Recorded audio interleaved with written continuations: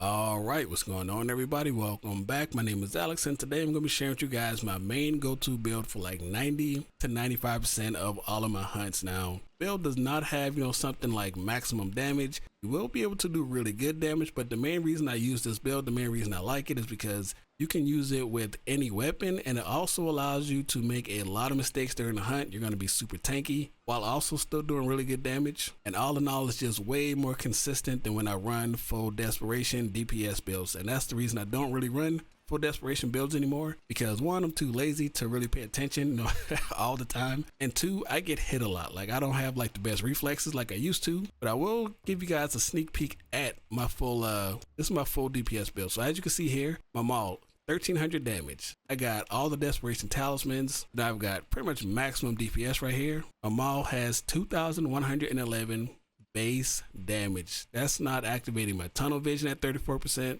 That's not activating my extended wrap at 12%. That's pretty much just 41% desperation. And I can't put that to 49, but with the savage, it kind of does a little better than the extra 4%. Then the 5% of solar protection. So we're doing a lot of damage with this. Let's just do one combo just to show you guys. So I do have really good DPS sets, but I just don't use them because I get hit a lot. I get hit a lot. This is going to do like 5K. Yeah. Pretty much 5100 damage, and of course it's on the bear. You can't really judge it too well on the bear because the bear is pretty much just a low rank Kemono, and he's just super weird. So that is my just my pure damage build. And so going back to my main build, I'm sorry, that was a super super random tangent, but yeah, starting off with the helmet with this build, we're going full human. We're going to be getting a lot of uptime on all of our skills that have a timer on it. Looking at the helmet, we're using the Myotara Cow. I don't know how to pronounce that. This comes with a verve at 3%, so that's more attack and defense whenever we are at max health. Then we have Ancient Tree Champion at 15%. It's going to boost our defense for a while whenever we, take water from the Ancient Tree. So that is pretty good. Then we're using the Draconic Chest Piece, which also comes with Ancient Tree Champion at 15%, so that's going to be 30% in total. And it also comes with Rude Health at 12%, so decrease the chance of being attacked by an ailment, so that's pretty good. Moving on to the gloves, we're using the Fuma Clan Tech Gloves. Now, these gloves are pretty low-key. A lot of people don't use these, but this is pretty good. I guess a lot of people don't use human builds. But what comes on here is Core Boost at 16%, so that's just more stamina. Blaze Recovery at 33%. Then Hunter's Hunger. Boost attack briefly by 20% whenever you activate your Hunter's Arm. With the build that we're using right now, this is going to be active for 40 whole seconds. So whenever you rip threads out of the monster, there are times where the monster has like 3-4 thread spots on them. Each one of those is 40 seconds worth of 20% more damage. So that is a really good skill. Moving on to and that's only active that long because of the build that we're using. I don't know entirely how long it stays active when you're not using Time Changer. Speaking of Time Changer, these are the pants. We're using the Fuma Clan pants. These come with more Blaze Recovery, Stealth Art of 25%, and then Time Changer at 10%. So what Time Changer does is lengthen the amount of time that boosts remain active. So using the White Fang boots, and what comes on here is Savage +3. So that's just 3 more attack. Follow Through +3 makes stamina recover whenever you get a crit. So that is pretty good with the Claw Blades. And then another 3% of verve, so that's just going to boost more attack and defense when we're at max HP. Now looking at the talismans, like I said earlier, this build can be used with any weapon. So you can swap out your talismans, depending on what weapon you are using. But I'm using the Claw Blade, so I'm using the Claw Master Talisman. And this gives us more gauge whenever we plant the claw inside the Kemono. We're using the +4 Savage Talisman. That is really good. And then for the other ones, we're using Verve at 3%, Verve at 3% again, and another 3%. Then Sidestepper, and Grabmaster. Now looking at the weapon is where, the build completely comes together. And I know that this looks absolutely bananas, but trust me, it just works. It's really good. I know it looks weird, but it is really good. So we're using the final boss weapon. So what we have on here is Turbulence Fury at 8%. This boosts attack for a while on a successful claw attack at maximum gauge level. So whenever you plant your claw and you got max gauge, you're going to get that 8% more damage. I have been trying to, fill up my gauge more just to, get this to proc specifically. Now this does come in pretty handy. Like sometimes you won't have a chance to get full meter, but when you do, that is just free 8% more damage, and we have to take it because it comes on the weapon. Then we have final blow at 25%. So whenever we topple a monster, we're going to be doing 25% more damage. So that's really good. Aerial strike fury at 5%. Boost the power of aerial attacks. And then we have 10% of verve. We've got 30% of one scroll critical. So whenever we break it apart on the Kemono, that's going to be, more crit chance. Then we have 38% of strong arm protection. Now you don't have to put this on the build. I just put this here because I'm super lazy and I got bad reflexes.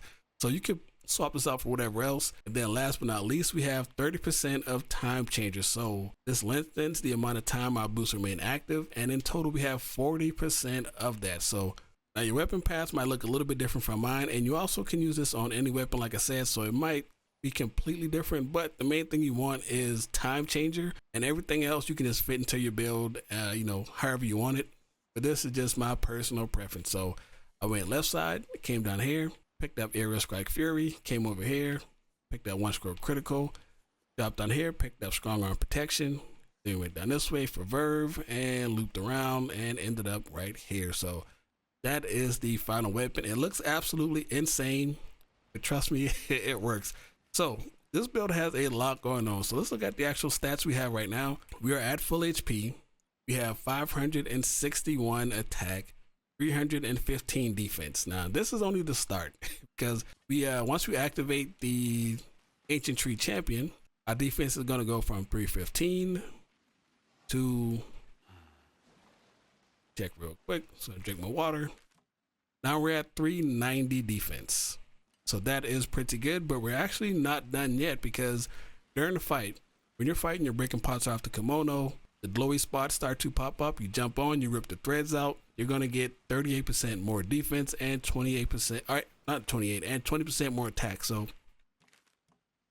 this also activates whenever you grab threads from the little collection thing right here. So we're going to look at this. So right now we have 561 attack, 390 defense. Oh, and by the way, the Ancient Tree Champion lasts for 8 minutes. So that's pretty much the entire hunt.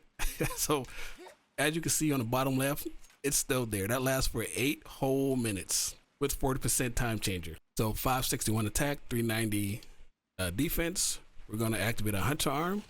Strong Arm is activated. Hunter's Hunger is activated. We now have 670 attack, 486 defense. That is absolutely insane, and that will activate whenever you rip threads out of the monster. And as you can see down there at the bottom, it is still active. Now the strong arm has the same symbol as the ancient tree, so you can't see when that one turns off. But the sword down there, that is the hunter's hunger, and that is still active all this time. You get a whole 40 seconds of it. Trying to make this last so you can see it. 670. Yep, the ancient tree is still up, as well as the strong arm. So yeah, it pretty much just makes you super tanky. And there we go. Now it's gone. Makes you super tanky. Gives you a nice burst of damage. And all in all, it's mainly just consistent because I saw somebody ask me a question the other day asking how I got so many orbs. I said I had so many orbs, but it's because in every fight I rip the threads out of the monster, and you get a lot of orbs for ripping threads out non-stop. And this is without food, by the way. So this can get absolutely more nutty if you have food. And like I said, it's not going to be doing like the maximum amount of damage. So we're going to hunt something real quick. Try the Ember Plume. And then show you guys this in action. And that's pretty much it for the build. So you can, like I said, you can swap out whatever weapon you want to, and it'll work out just fine. Now this is I feel like I always fight Ember Plume. You know what? We're going to find somebody else to fight because I always beat up on Ember Plume. So I'll see you guys in a second. I'm going to find somebody else to take on. All right, and we are back. We're fighting an Amaterasu, so we shall see how this one goes. Some threads. Where is this guy? Way up there. What in the world? What's my thing? Ah, there it is. All right, here we go. Like always, we want to start off one of these bad boys with the Cloud Blade. Yeah. I also started playing Cloud Blade a little bit differently as well. Alright. Stop trying to go for my my max damage so quickly. Alright, yo, this is Alex from the future, and I am here to tell you that I had my mic muted for this room right here. I didn't realize it was muted until I got to the next section, so We did cook this dude up pretty good inside his hump. We beat it in like 6 minutes, I believe. So he got slapped up, and it was pretty brutal. So I'm gonna put a time in the corner if you want to skip to when I actually turn my mic back on. And yeah, man. Or you can just sit here and watch this guy get brutally sliced up into little pieces inside this room and slowly like run away. But yeah, man. Put the time in the corner, and I'll see you guys in like 2 seconds.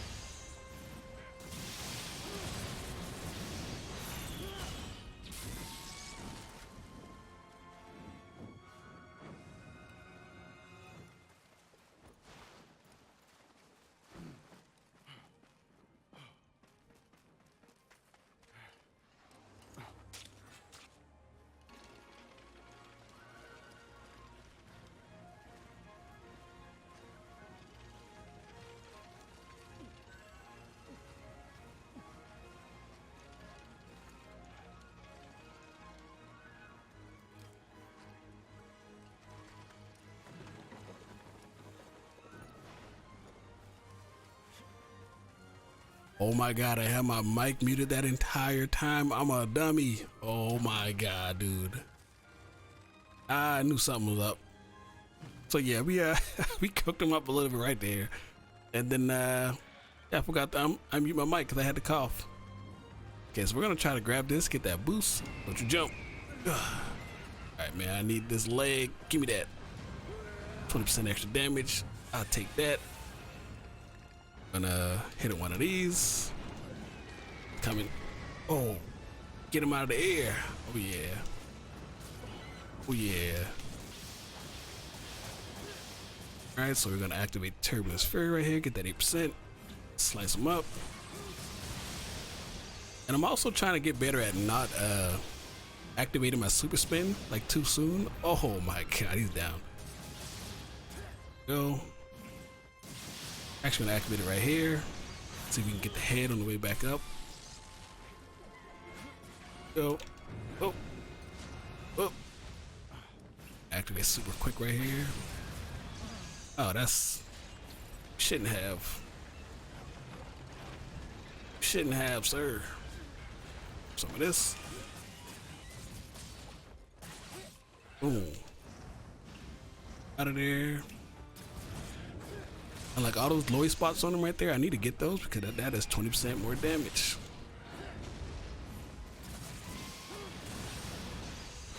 Bam. Yeah, and also, man, the Cloud Blade is just way more consistent than the other weapons, dude. Like, you know damage that you're gonna do. You know where to aim. Weak spots. Is he falling? He is. I want to grab. No, where you going? No. No, get that. Thank you. All right, we're gonna put one of these bad boys down. Try to fly away, but we are not gonna let him. He died. Okay, he's got wrecked. So yeah, man, this build does pretty good damage. This is volatile, by the way, and it's just good all around, dude. Now you got survivability, you got damage. Not the quickest. Sure, you can do more DPS, but that means I would have to pay attention more. And this is just my this is my go-to. So it's not bad. 6 minutes for Amaterasu. Not that bad, man. Not that bad at all. So yeah, man, hope you guys try this build. Like I said earlier, you can swap this out for whatever weapon that you're using. It doesn't matter. You just have to make sure that you have time changer active. And yeah, man, hope you guys enjoyed the video. If you did, please leave a like, comment, subscribe, all that shenanigans down below. Got over here. And yeah, man, I'll catch you guys next time, man. Have a good one. Peace.